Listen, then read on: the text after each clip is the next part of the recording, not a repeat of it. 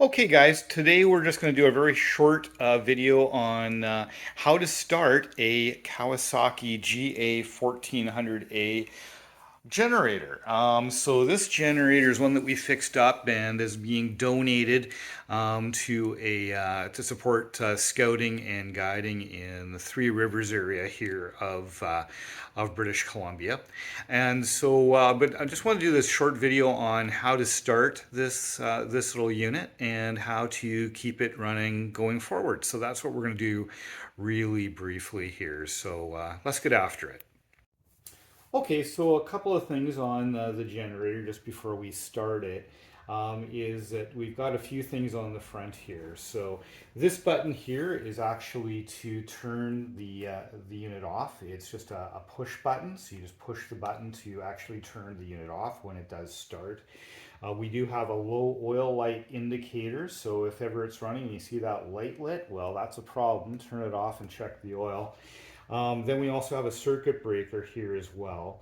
And then our plugs. Okay, so that's the main part of it. This does also have some DC out as well, so some terminals at the bottom here that can be used for DC out. Primarily though, we're going to use it for a 110 application, and this is what we're going to be using for that. So a couple of things before we start it. First off, you want to make sure it's fully unplugged from anything you've got plugged in there. It's not a good idea to start a generator under load. So you always want to start a generator unplugged. So whatever, if there's something plugged in here, unplug it. That's probably the first thing. Second thing is to check obviously for fuel. So we want to do that, make sure we've got good fuel in it. This is a 4-cycle engine, so it only takes, just gasoline. And what I recommend here for those of us here in Canada is to use Chevron 94 exclusively. The reason for that, it costs a little bit more, but my gosh, how little does this thing take, right? It's super economical. It's just a few dollars worth of gas that's going to go in here. But the reason for Chevron 94 is simply because it has no ethanol in it at all.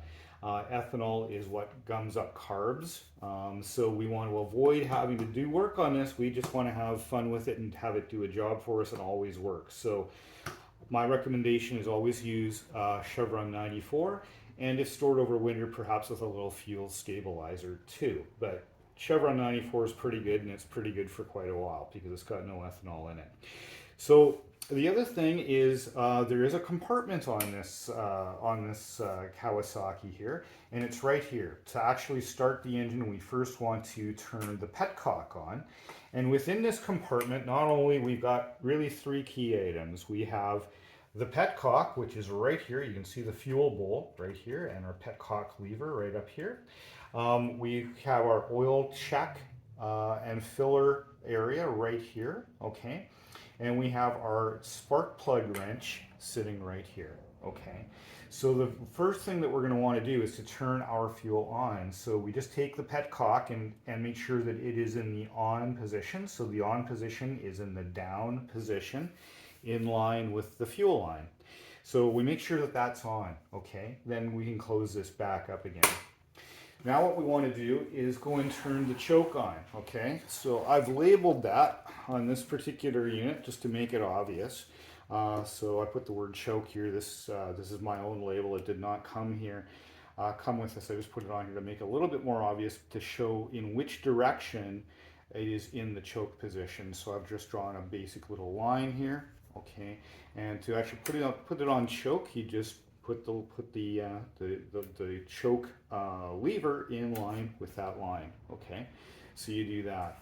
All right. Now we're ready to start it up. Okay, so let's give her a go. Now this is completely cold. Okay, this is our muffler on this thing, and it is stone cold. Okay, so let's give her a go. Let's see if she'll start for us. So let me give her a couple of pulls here. Oh, look at that. One pull, turn the choke off.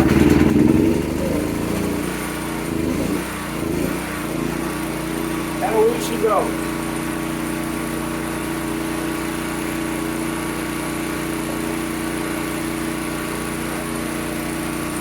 Okay. I'm going to turn the unit off and just push this button right here. Turn her off. Alrighty, and it's as simple as that.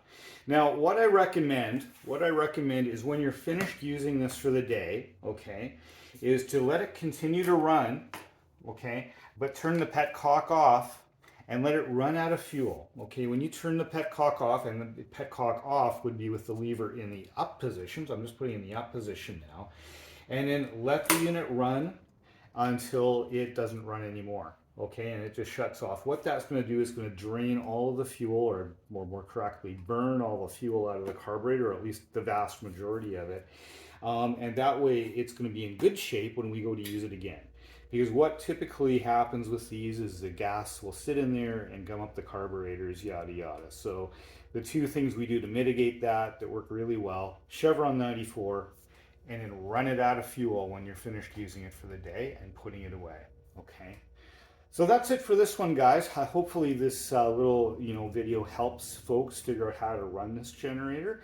Very simple, and yeah, it's a great unit, and hope everybody's having an awesome day. Till the next one. Bye for now.